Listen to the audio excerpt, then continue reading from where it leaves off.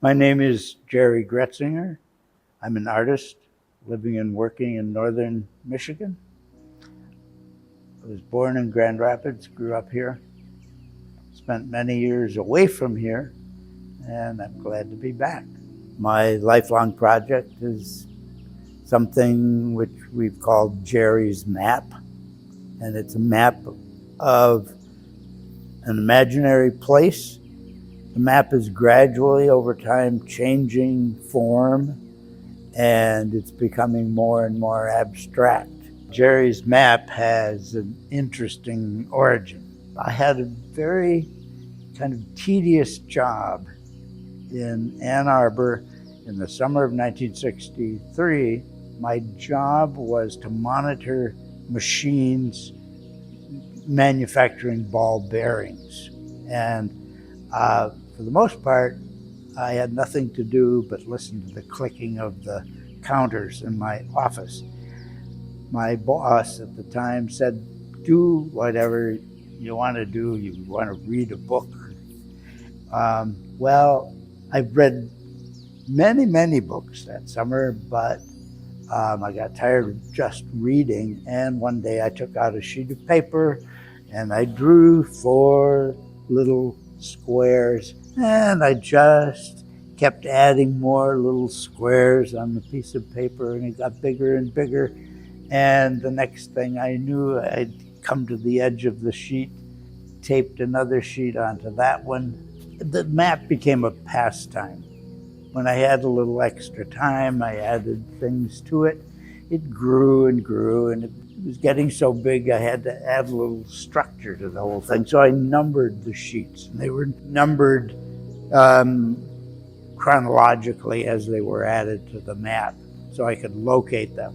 By now I had a stack of these pages of map. And as time went on, it became more and more organized. It was years later that I started employing collage in the work. That was a real adventure for me. The map was very literal at that point, so I didn't see how collage of either abstract forms or humans was going to relate to the cartography of the map. So I used some images of human forearms, and I thought, oh, that looks kind of like sand dunes. Maybe it could represent sand dunes.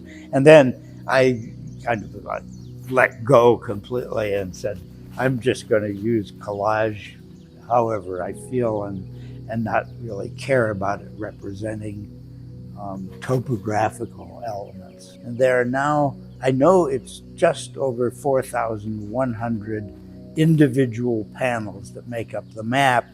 And I did do the calculations recently. If they were all spread out in one place, it would be roughly circular and about 60 feet in diameter. I didn't consider it art until a friend of mine dropped in while I was working on it, and he was an artist, and he said, you know, you really need to show this. The public would be really interested. And I kind of poo-pooed the idea, but an occasion came up to show it in a small art center. And then that show led into other shows, and so it was being shown more and more in art museums, art centers. I've said to people, I'm an accidental artist. I didn't set out to make a piece of art. It happened to me. I want the viewer to see whatever they see and imagine. I want them to use their imaginations and just get in there a little bit, even if it's only to look at one little corner. Imagine yourself there. What's that little town like?